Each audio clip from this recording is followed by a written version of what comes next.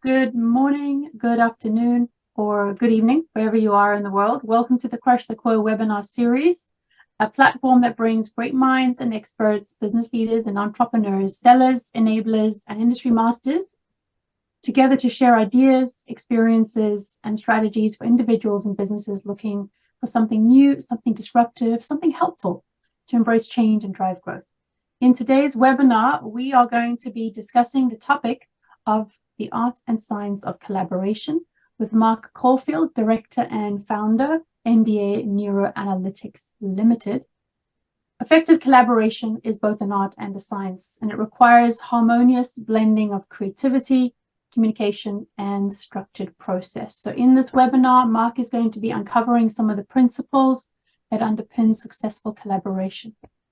After 28 years in advertising and media business and struggling, with his own mental health, and I'm sure all of us, if we're honest, will put our hand up and say we've had an issue at a time in our lives with mental health.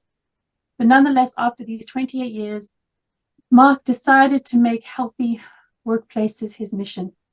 So in 2017, he built his business with the reason or raison d'être. And Jenny, you're French, so you can translate that for me. Reason for being. The reason for being. Raison d'être. I don't know if I pronounced it correctly. You did? Raison d'être is right. Okay, thank you. So with the reason for being to help organizations and create environments and cultures which look after their people's mental well-being, where everybody's voice can be heard and they can reach their full potential. Mark, let me start straight away with a quick question before I go any further.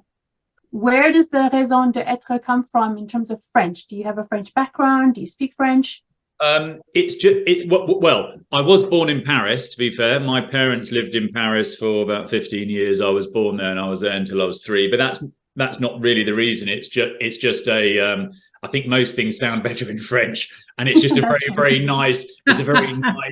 nice phrase, I think. And it was for me when I went through some real hardships in the advertising business, and I was working stupidly hard and I was partying too much, and I just basically fell apart.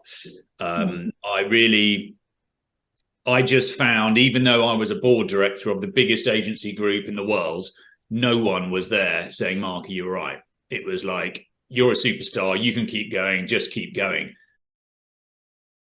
When I started my business, my mental health business, alongside the neuroanalytics business, it was really around that raison d'etre. That reason for being was to make the workplace better, more inclusive, more diverse, a safer, better place where people can thrive and actually achieve the sorts of goals they want to achieve in themselves, rather than what I used to describe as the Sunday night fears, going to bed on a Sunday night going, oh my God, here we go again.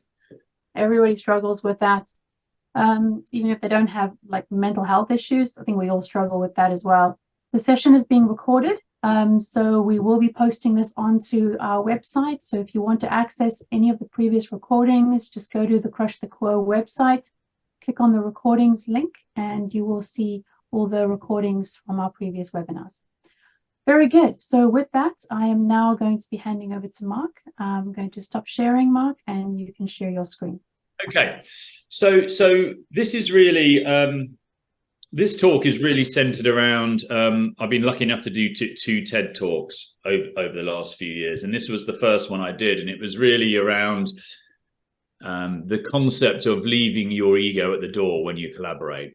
And I think collaboration is a really interesting one, because collaboration, people view it as quite a big thing. It's when lots and lots of different companies are coming together to work for the greater good, which it is. But also collaboration is every meeting, every time you sit down with colleagues, every time you sit down with clients, any time that you're sitting together as a group of people trying to achieve one thing, that is effectively collaborating.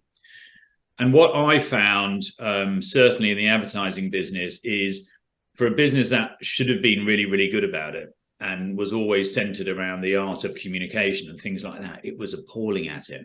And actually, during the last 7 years of my work, I've discovered most businesses are pretty poor at it. And it's because we're human beings, and it's because we all have this really, really cumbersome thing we drag around with us called egos. which can cause us issues when it comes to working together. So I'm just going to talk you through my view on this. The beauty of all these things is this is my view.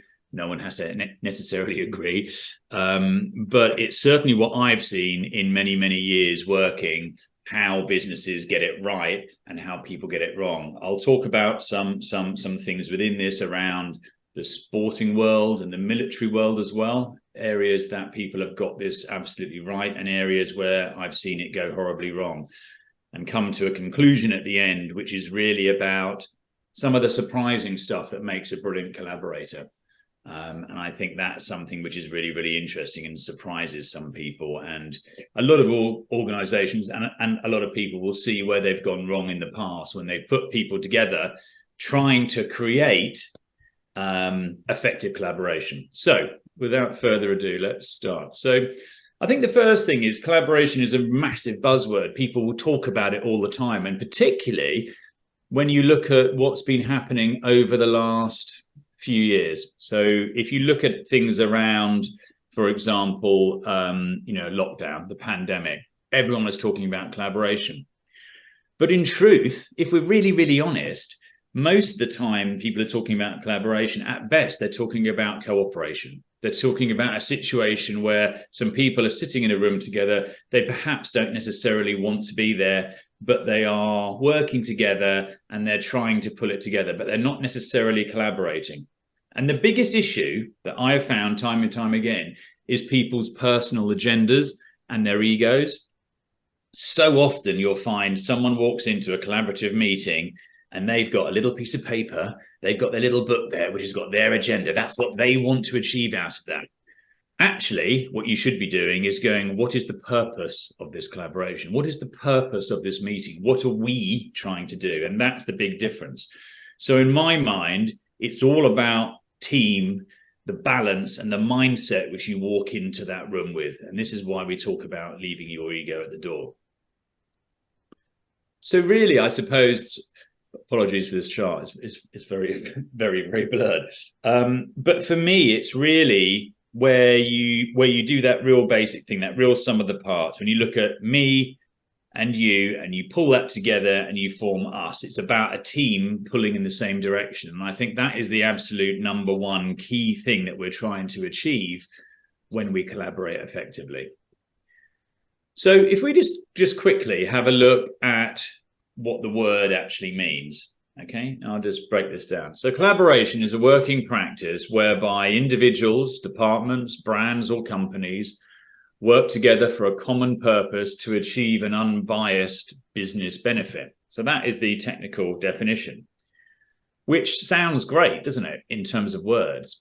But if you just take it a step back and you look at the beings who are trying to collaborate, human beings are innately competitive.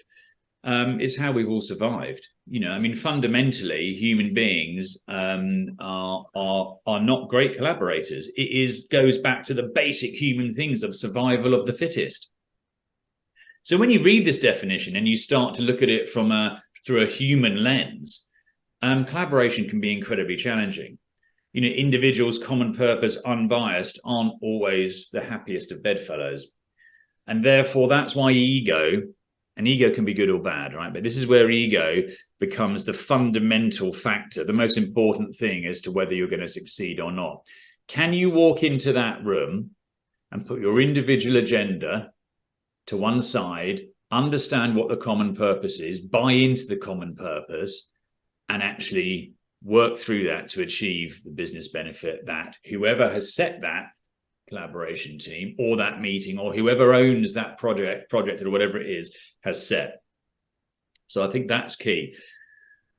One of the things I want to look at is, you know, what are those key characteristics that make super high performing teams? And the one thing is all pulling in the same direction. So I want to have a look at a couple of scenarios. I want to look at the kind of military world and I want to have a look at the sporting world. One thing I've seen time and time again is the best managers and coaches in the sporting world are often brilliant business people. because they get it. And the reason why a lot of incredibly successful sports people go on to have incredibly successful business careers is quite simply because they understand dedication, commitment, they understand how you do it, they understand what their role is within a team. If we look at elite military, okay, this is a Royal Marine Commando, but if you look at the Royal Marines, the SAS, the SBS, the Gurkhas, the Parachute Regiment, any of these elite forces, the level of teamwork that those people put together is second to none, is absolutely exceptional. And the reason is because clearly in a combat situation, you are putting yourself on the line. But if you look at what would be regarded, let's say, as the most elite of all, the SAS, an SAS team is always 5 or 6 people. Each individual within that team has a specialist skill. One will be medically trained, one will be communications trained, one will be interrogation trained, one will be probably hand-to-hand combat trained or whatever. And so everyone knows their place. They will put their bodies and their lives on the line for each other. And that is what makes elite military exceptional. The next thing I'd like to have a look at is in the world of sport. Now, so this is the English football team, the Lionesses. And this is a picture of them after they won the European Championships. Obviously, we now know that they went on to the World Cup final and they were losing finalists to Spain in the final. But what's amazing is these players rose to the occasion like no men's team from England has since 1966, okay? They have the beauty of they're not earning the 300 grand a week that corrupts people and makes people think in a different way.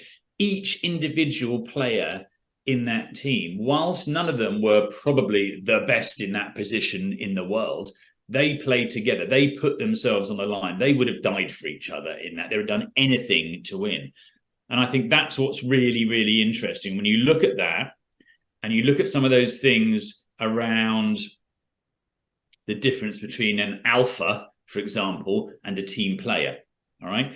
You look at a lot of the people in the England men's team, they're all super alphas. They're earning £200,000-300,000 a week. They're just not living in the real world. These players did anything and would do anything to each other. Now, a slightly controversial next photo, Catherine. I could have put the Springboks here, but I didn't, and I'll tell you why. It's nothing against the Springboks. But the All Blacks... We all forgive you, Mark. Thank you. The All Blacks are an absolutely brilliant example, I think, of, and I'm talking over time here, I'm not talking necessarily currently, but if you look at the All Blacks in terms of their longevity, the reason they've been probably, arguably, one of the best sporting teams in the world ever over time is because every time they've got a little bit too big for their boots, they've been pulled back. So there's a brilliant story. In the 90s, they were unbeatable. No one could touch them. They were absolutely phenomenal. They started to fall apart. Things started to go a little bit wrong for them. And the management of the team looked at it and went, hold on a second. We've now got poster boys all over the world kind of going, you know, look at me, aren't I great? I'm advertising Gillette shaving things and I'm doing this and I'm doing that. And there's suddenly professional contracts were coming out and people were starting to earn real money. And they had started to lose that real All Black philosophy, which was really centered around no one's bigger than the team. So what the management did at the time is they pulled everything right back. So after they went training, after they played, every single person, no matter who they were, was going to take it in turns to sweep out the changing rooms. Whether you were Dan Carter, whether you were Richie McCaw, whether you were Sean Fitzpatrick, it didn't matter. You were all going to do it. And they took it back to absolute basics. Because when you look at something like the Haka, for example, that's the ultimate collaboration, isn't it? Every single person in that team knows exactly what their role is in that war dance. And believe you me, I know someone who's an ex-England international. He said, I may have been 18 stone and 6'9", but when I stood there and watched them do that, it was terrifying. And my point is that the ultimate thing there, I think, is when you look at Sean Fitzpatrick and Richie McCaw, who are both All Black captains, both of them were offered knighthoods. Both of them turned them down purely on the basis that if I get one, everyone on the team every player, every physio, every nutritionist, everyone in that team gets it. And I think that's just a fantastic way of demonstrating how no one's bigger than the team. And that is what one of the key drivers is in my mind, insofar as really, really effective collaboration. Aristotle, very wise chap, wasn't he? But he's absolutely right here. You know, this is when it's all about pulling all of those individuals together. And this is where I think the world of diversity, equity, and inclusion starts to come in. We all know if you have a diverse team and you pull all of those individuals together and they're working to one common goal, you know you're going to achieve more than any of those individuals individually. And I think that is what is absolutely key to remember here. This is what you're trying to do when you're effectively collaborating. So why is it business critical? Well, most organizations have a variety of different things here. You have multiple teams or multiple disciplines. You may have multiple brands within a holding company. You may have multiple offices in a global business or whatever it happens to be. And you've got this one thing, people. That's the big issue, isn't it? And the more complex the organization is, the more important things like this become. Because you've got things like, we've also got, you know, things, as we discussed, you know, around personal agendas and things like that. But you've also got history, you know, and it's something that people don't think about. If you're 3 or 4 different departments coming together, you don't know what the history is between individuals within that. And that's an important thing to remember, to understand. And this is where, yet again, you come back to this situation that managers, senior managers, need to really, really appreciate and understand their people, get a really good handle of what their people are about. Because there are going to be situations, and I've seen it time and time again, when you're thinking, I want you and you to work together. But actually, if you opened your eyes, you'd see that was never going to work, because human beings sometimes clash. Human beings sometimes have history. Human beings perhaps aren't going to work together. And I think that's really important. I think it's really easy to see where you don't take those sorts of things into account. That's where process and productivity can start to fall down. So really, I think it's, you know, a lot of people are going to go, but why collaborate? What's the point? From my point of view, it really comes down to, it kind of makes sense, doesn't it? It's more efficient, far more efficient to be pulling in the same direction. Speed to market, you know, if you're all on the same page, you can get things done so much quicker. Team building, it's brilliant for team building. If I look back to my years in the advertising world, the advertising business used to do lots of new business things called pitches, all right, which was a silly word. It was stolen from Hollywood, but they were horrendous situations. I mean, you would be doing weekend after weekend on these things. You would be working 15-hour days. It could destroy you, or it could make you. And when I look back at the best pitches I've done, those people, although I haven't been in the business now for 7 or 8 years, they're still really good friends of mine, because you've been through something together. It's a bit like the sporting analogy or the military analogy. You've put yourself on the line, you've been through hell and back, and you've won, and you've succeeded. Isn't that a brilliant feeling? So the team building thing is really, really important. There's obviously things around, you know, the whole D&I world, and allowing everyone to have a voice, I think, is incredibly important. You know, the amount of meetings that I've been in over the years, when someone super alpha walks in and goes, right, this is my meeting, this is what I want to achieve, this is what's going to happen, bang, bang, bang. And you think, well, no one's ever really had a chance to say anything. No one's really been able to get their point across. Why didn't we just save ourselves all the time and effort, and you just do what you wanted in the first place? And actually, it's a bit like why a lot of organizations hire management consultants, because they actually want them to tell them what they already know, but give them that nice tick. And so I think that's an interesting area. And I think personal development's important. And quite frankly, it just reduces time wasting. So I think it really comes around, you know, when you work together, when you collaborate effectively, you can create incredibly strong teams. And I think that's a vital thing. So there are 3 real factors, okay, in terms of success for collaboration. And really, there is no place for this bad ego. So if you don't want to collaborate, I would suggest don't get involved. I advocate with most of my clients, when was the last time you actually asked someone whether they wanted to be involved in a project? Did you actually do that? Or do you just go, right, I want you and you to work together? Well, funnily enough, you are dealing with human beings. And if they don't want to do it, it will never work. So in my view, it's actually, you need to create an environment where someone can go, you know what, I don't really want to be involved in that project. I don't have the time. I'm not interested, or actually I have some issues with some of the people within that.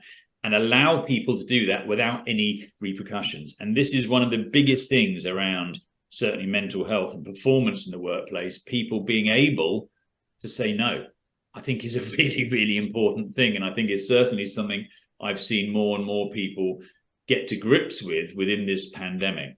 So I think really one of those key things is around mindset. If you're walking into a meeting, if you're walking into a collaborative environment and you don't want to be there, and your mind's elsewhere and you're distracted and you're playing around in your phone and you just don't want to be there, don't be there. And I think organizations owe it to people to create environments where you can actually say that without fear that you're going to get fired for it. And I think balance is key. And I think balance, and this is where diversity becomes really, really important, because funny enough, if you have 5 middle-aged, grey-suited white men in a room, guess what your answer is going to be? It's going to be precisely that. And this is where I think diversity is really, really important. Not diversity for the sake of it. And actually, in my mind, inclusion is a more important word than diversity, because it's all well and good having lots and lots of diverse people in a meeting room. But if people don't have a voice, or they're not heard, or they're not listened to, then you're just ticking a box. So really, I think it comes down to getting the right sort of balance. There's a good story that I talk about, again, when I was in the advertising business. I worked for a creative agency and we did a lot of work for the Prince's Trust. So there was a lot of quite kind of edgy, youth-driven kind of campaigns. A lot of copywriters and art directors in the advertising business come from lovely schools, and they've gone to St. Martin's School of Art, and they've done all of this lovely stuff. They've gone through this nice process and they produce beautiful looking stuff. But really and truly, when you're trying to write something about knife crime in a Southeast London estate, really, people like that saying "in it me bruv" isn't really cutting the mustard. And what was really fascinating with this agency is it finally dawned on them that actually, despite the fact that these creatives were brilliant, they were geniuses, they were fantastic, but really they were completely wrong for this. They actually went to one of these council estates and they started talking to young kids. And just because they weren't traditionally creative didn't mean they couldn't write a fantastic ad, because they understood the audience. It was them. They knew how to speak to these people. And actually, it was just a brilliant, brilliant thing to see, to actually create. Actually, that is a fantastic way to create a diverse workforce, because you're actually going to go out and forget the fact they haven't been to St. Martin's School of Art or whatever it happens to be. And actually, why can't they be creative? Because actually, for the right client, they're going to be brilliant. And that's one of the things we saw, which I think was key. One of the overriding things here is around ownership. I used to have a boss who was absolutely adamant about every time you had a meeting, he said, right, who owns that? And it was very frustrating at the time, because you knew if the finger came to you, when he said own it, he means own it, totally and utterly responsible for it. But it was a brilliant way of getting stuff done. You know, right, who owns this? Who is chairing this meeting? Who knows what the real objective is, and who can pull people back who are wiggling around on their own personal agenda routes? And I think that's really important. So ownership is important here, because the one thing I will find, and I've seen it over and over again, is when you look at the makeup of a meeting, all right, and this could be a big collaboration of 4 or 5 different supplier companies working for a client, or this could simply be a group of people from different departments within the same company working together. It doesn't matter. But over and over again, if you look at this image on the left here, the introvert versus the extrovert. Now, this is a little bit of a generalization, but as a general rule, the introverts, the true introverts, think a lot. There's a lot of stuff going around in their head. They may not say very much because they may simply be quite shy. or they may simply find it incredibly difficult when you've got alpha thumping the table and driving the agenda to actually get their point across. But I guarantee you one thing, if you let them speak, they'll probably say something a damn sight more interesting than the person who's gone for the last hour. That's not including me, by the way. So I think that's a very, very interesting fact. And one of the things that I've seen over and over again is, generally speaking, it's those introverts who actually, if you're chairing a meeting, if you create an environment where they can feel they can say something, and it may be right at the end of the meeting, but open your ears and listen to what they've got to say, because they've done one thing, which is they've absorbed everything that everyone said, and they've analyzed that, and what they say actually resonates, rather than what you'll generally find is more extroverted people, in a general rule, forget they have two ears and one mouth and think they've got one ear and two mouths, and don't actually listen to what's being said. One of the key things I think to remember here is really what you'll tend to find, and this is as a manager, I suppose, is a bit of kindness here, and a bit of kindness and a bit of knowledge and acceptance as to how different people work. An introvert can go into a meeting and can come across as incredibly extrovert, can be really, really up there and saying things and really, really involved. Afterwards, they're knackered. All right. So I do lots and lots of public speaking. I really, really enjoy it, but I'm an introvert. After this, today, I won't do anything for the next hour or two because I'll be knackered. All right. And I know that's how I work. So it depletes me. All right. An extrovert absolutely loves it. And you can see their battery gets full by doing it. They love it. So I can go to a party and I can be center of attention, but the next day I'm absolutely exhausted. Whereas an extrovert feeds off that and loves it. And that's, I think, one of those really, really important things to remember. You know, if you've got a room full of people and they're working and you're chairing it, your number one job should be to create an environment where everyone can speak, everyone can get their point across. And I think that's hugely important.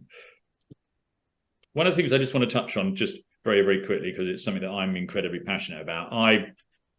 As I kind of hinted at the beginning, I had a very, very, very tricky time mental health wise for many years.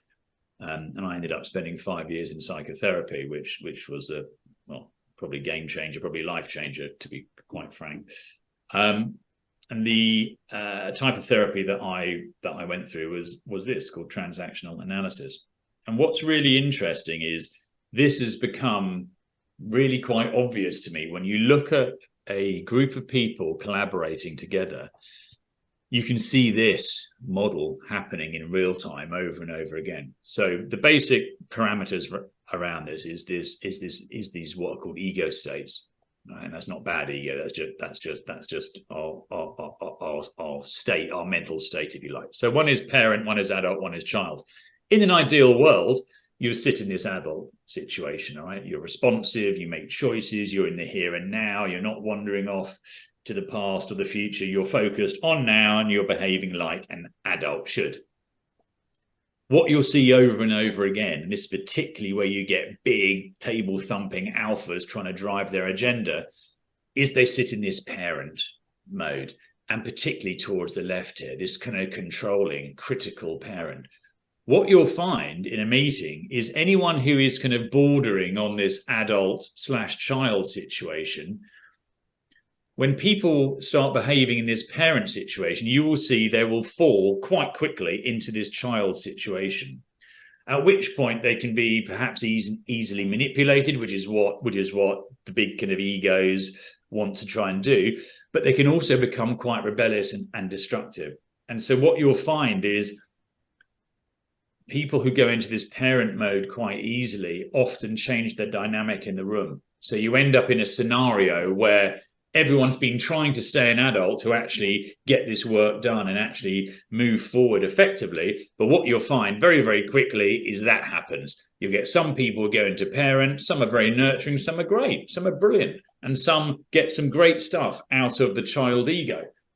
But what tends to happen in these situations is the table thumpers start demanding X, Y, and Z. They go into this critical thing. I mean, we've seen it time and time again, haven't we? How many brainstorming meetings have you been in over the years where someone said, you know, no idea is a bad idea, and then you come up with something and they're going to go, yeah, apart from that one, that's a rubbish idea. I mean, you see it time and time again, and it's incredibly destructive. So from a psychological point of view, we need to think about how our actions are going to be taken by other people. And actually, are we collaborating, or are we just trying to drive our own agenda? And it's one of those little questions that you need to keep asking yourself time and time again. So what if we don't collaborate effectively? Now, I'm going to give a quick example. I'm not going to mention the client because it would be inappropriate, but it was a very, very large news-based client, shall we say, who I used to work on. And we had this classic situation. I was working for the biggest advertising group in the world. I don't know whether anyone understands much about the kind of advertising marketing world, but you will have a media agency, you'll have a creative agency, you'll have a direct marketing agency, a PR agency. You have all these partners who are working together for the greater good of this client. Now, this situation was one of these classic, the global CEO of my group has dinner with the owner of this large news brand, shall we say, and over a bottle of Chateau Lafite, they decide that WPP, which is my agency, are going to win this piece of business. We're going to get it. At that point, they agree a whopping great big £6 million fee, and everything's great. So the CEO of the agency goes, I don't really care what happens now. I've got the money. And what effectively happened is he just basically set all of his agencies off against each other in this ridiculous competitive collaboration, apparently. But because he was such a large group, there were like 4 or 5 media agencies, there were 4 or 5 creative agencies, and we all had to pair up with each other. And all that happened, we were supposed to be collaborating, but every single individual agency within that sent their commercial director along, or their CEO, or their MD. And it just became a massive ego fest of people trying to grab budget, control strategy, people trying to steal people's lunch from each. It was just awful, and it just fell apart. And it was just the worst example of greed / poor collaboration I'd ever seen. The whole thing fell apart, and it wasn't until the CMO of the company had to basically get everyone's heads and kind of smash them together and go, right, guys, I can undo this relationship as quickly as it happened, right? You need to start working together. And it was only then that we started to kind of step back and go, hold on a second.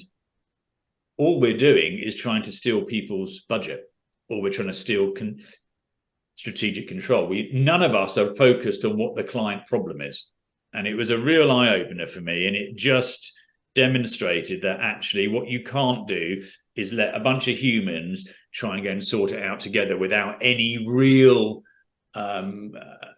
governing guideline above it that was actually pulling people back in line as to actually what we're trying to do. I just want to talk about two examples here where I think it's been exceptional and where you can really demonstrate quite easily that effective collaboration doesn't always look like you think it might look. All right. So you see it over and over again. People go, oh my God, we're collaborating with these guys to work with this client. I must send my biggest hitter in the room. It's really important that we control that. Otherwise we might get things stolen from us. So what I want to talk about is the Manchester United team of '99, very, very quickly here. They won the Premiership, they won the FA Cup, and they won the Champions League, the treble, all right, which is very, very, very rarely ever happened. And on the face of it, they were a great team. Yeah, they had some superstars. You know, they had David Beckham, they had Ryan Giggs, they had Roy Keane. These were world-class players.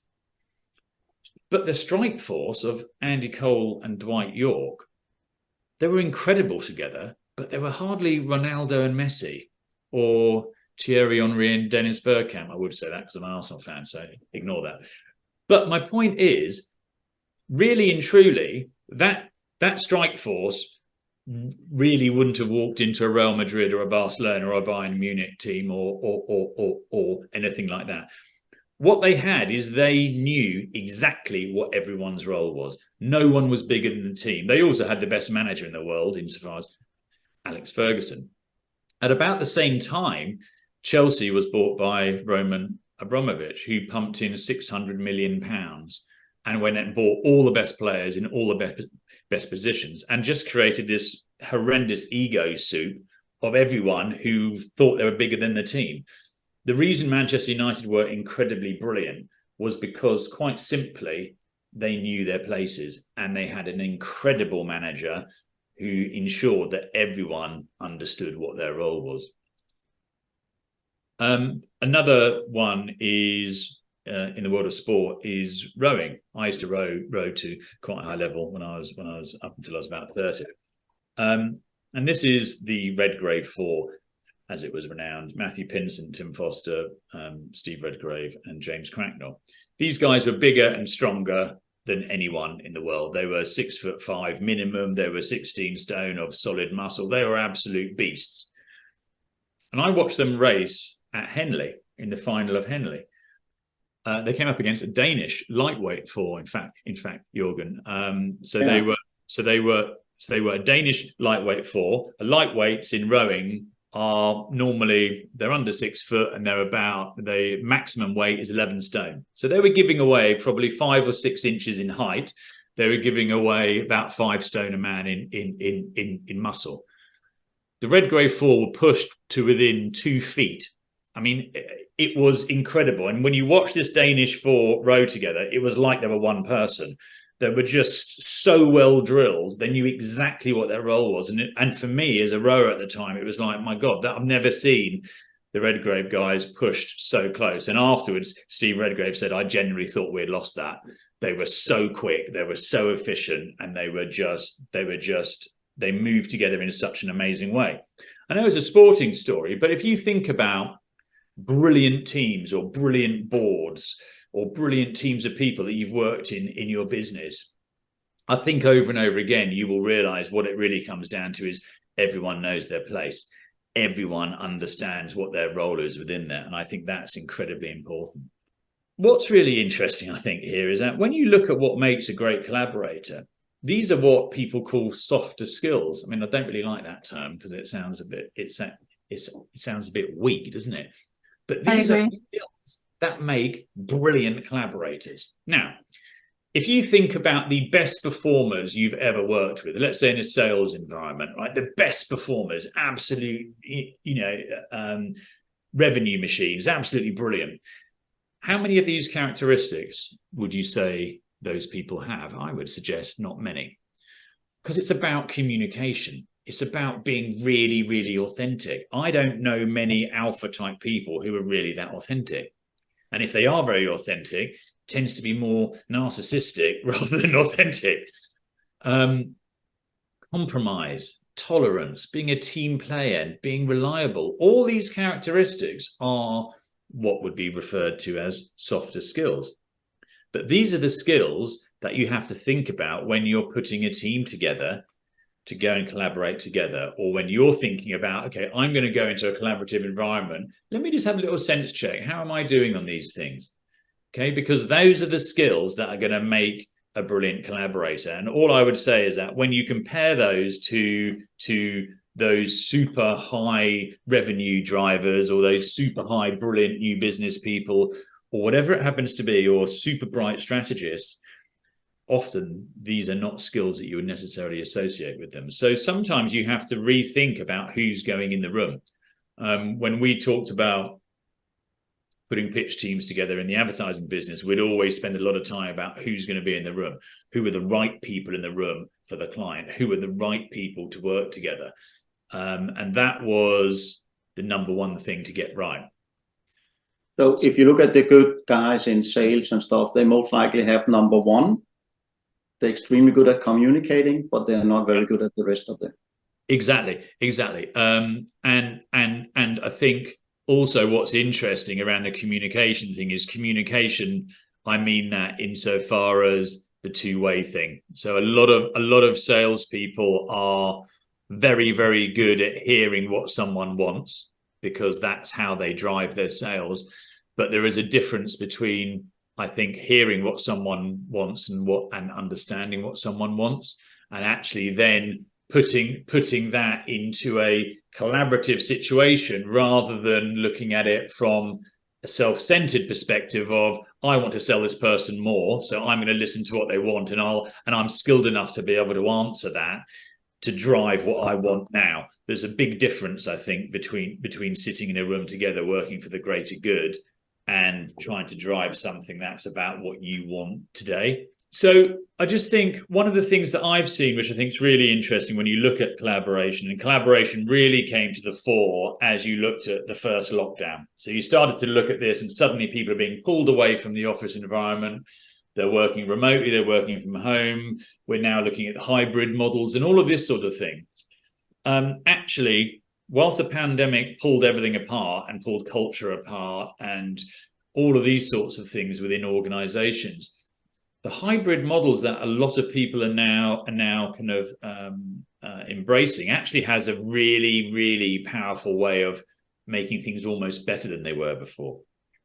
So one of the things that I feel very, very strongly about, and I push with my clients, is if you're working in a hybrid model, when you're in the office, try to ensure you're all in the office, or most of you in the office, and try to use that as collaborative time, working together time.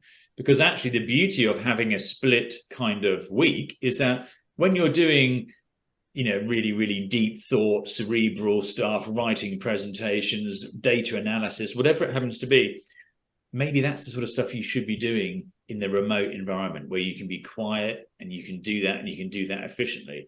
I see all too often people are back in the office and are locking themselves in rooms doing that sort of work. My view is in this hybrid world, when you're together, be together.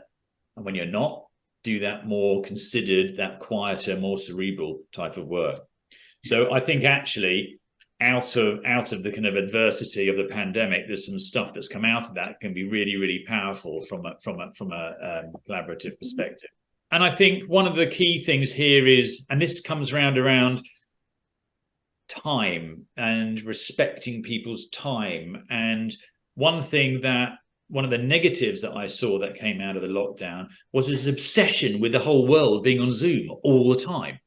The amount of meetings that I sat on, and you're going to go, why are half the people here? I don't quite understand why they're here. And it was almost this paranoia of some leaders. I call them leaders, more bosses than leaders. If they were leaders, they wouldn't be quite so paranoid, but more people running teams who were terrified that people were sitting around watching Homes Under the Hammer all day or doing nothing. The reality is that actually, if you genuinely believe your people are not working when they should be, you've either got the wrong people or you need to have a look at yourself because you're a little bit paranoid around that. And I think being fully present is really, really key.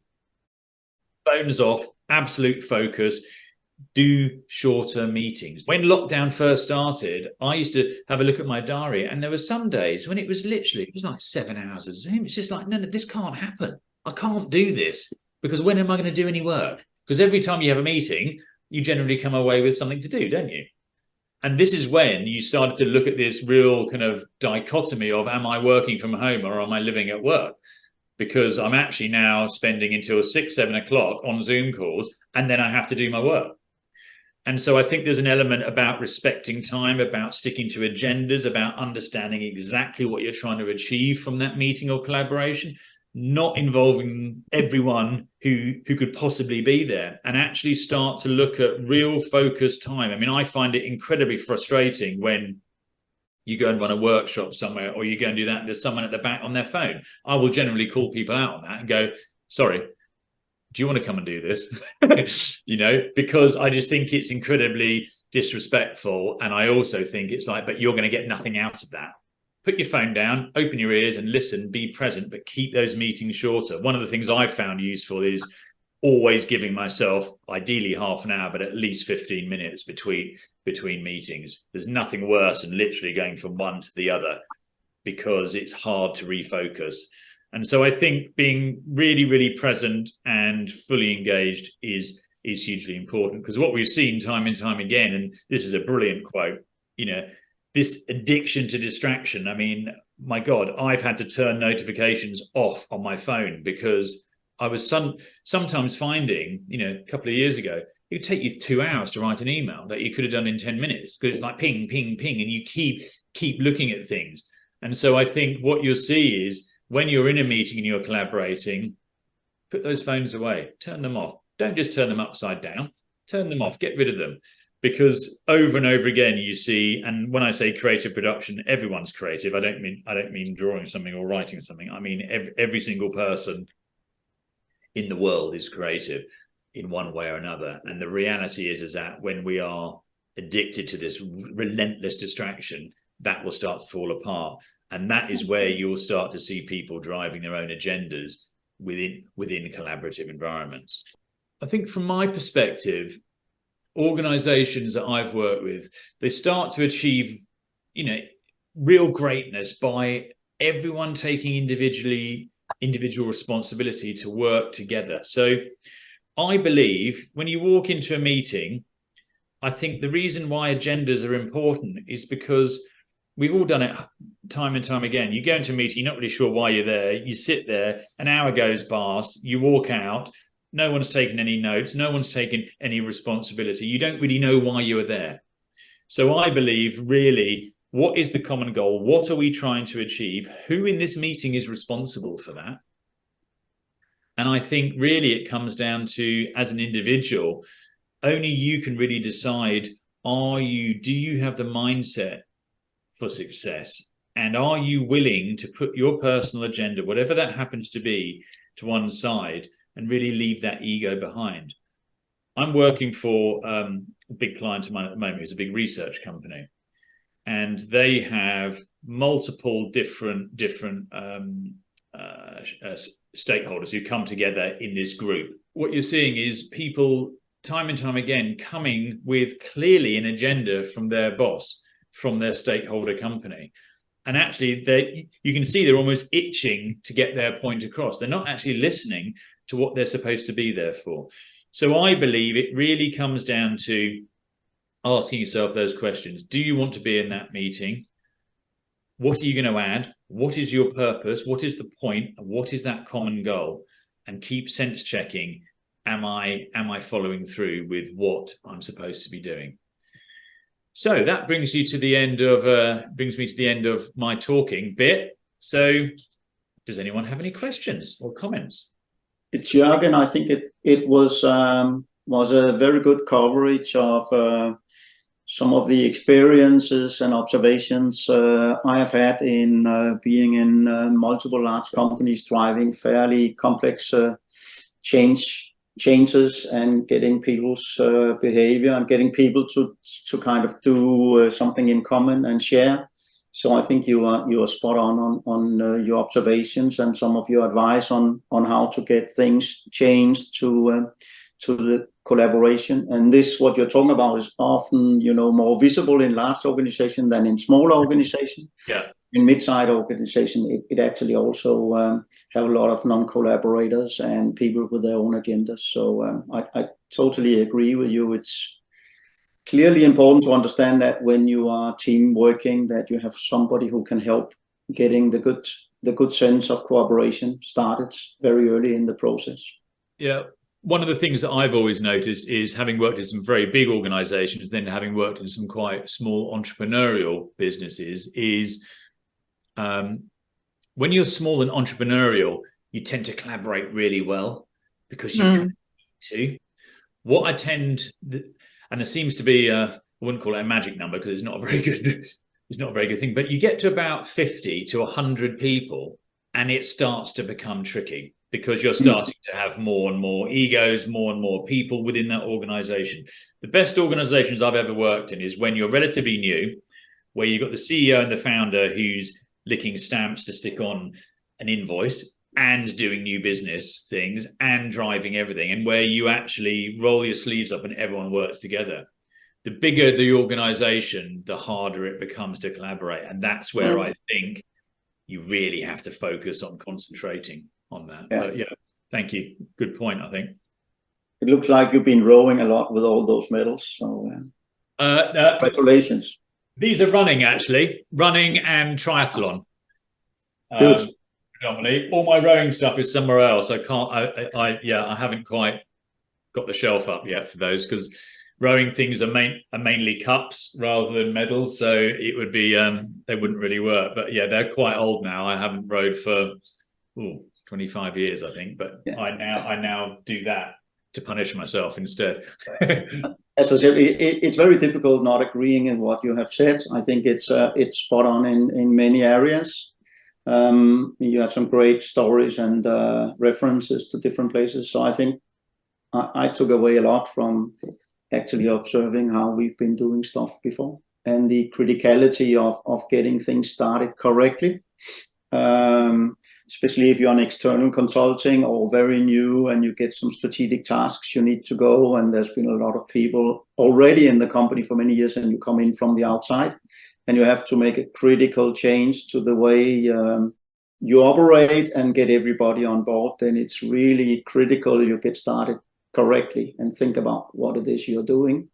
Yeah. And as you're saying, there may be people appointed that doesn't really want to participate, and if you could spot them early on, I think that's at least something I've learned here from what you're saying, that really spot those people and then have a dialogue with them or their bosses if they are the right people to participate in this, because they destroy something by not doing anything, or they could be counterproductive I think it's also so important to allow people to say, I don't want to be involved in this. Exactly.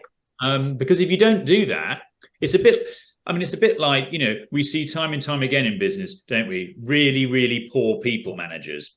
But we see poor people managers because no one's brave enough to put their hand up and go, I don't want to manage people, because you have to go through a process, don't you? You start as a graduate and you decide, I want to be a board director. So I have to go through this process, and along the way, I have to manage people, and then I have to manage a P&L, and then I have to do because we live in this very, very structured business environment, no one's going to put their hand up and go, I don't really want to manage people because I don't really like people, or I'm not very good at it, or I've got no interest in it. And I've always felt, why can't you have a board level paid person who's brilliant at the craft skill but doesn't have to manage people? I've got one client who does that, who's an architect firm, who are fantastic, and they've got a couple of guys who are brilliant architects but really aren't very good with people, don't particularly like people, and don't manage them. But they're still earning the big money because they're absolutely brilliant at what they do. Yeah. What's wrong with that? And we see over and over again, people are forced into roles because they feel they have to. And I think that's the situation. I think if your boss goes, I want you to work on this team together to work on this project, and you either have no interest in that, or there's someone on that team who you really struggle with, or you just don't have the time, why shouldn't you be able to go, I really don't want to do that, without feeling you're going to screw your career up? And these are some of the bigger issues around business, which I think we need to work on. I'm just listening to all of you. Mark, that was a very informative, very, very good presentation you've just done. One of the key elements especially if you're in a leadership position, is you want to help each individual who has great qualities to develop those qualities. And it's your job as a leader to raise other leaders. And so you're leading from behind. And what I really enjoyed was the fact that leave your ego at the door. And unfortunately, salespeople have a tendency wanting to be heard. They don't want to listen. They just want to blab and say what they have to say, instead of really understanding the need of the client or whatever it is that you're trying to put forward. But I liked the way you put it together and giving us examples of your own collaborations, which have been great. Great. Thank you very much. Very nice to hear. Very nice to hear that. Yeah. No, it's I just feel as if when I look back at my own journey, I actually found some of those meetings that were really, really, super aggressive and big table thumpers in there actually really, really caused me some damage. When I look back, I spent 5 years in psychotherapy because I started to believe I was rubbish. And I was thinking, but I'm a board director of the biggest agency in the world. How can I be rubbish? And I didn't understand why I was feeling like that.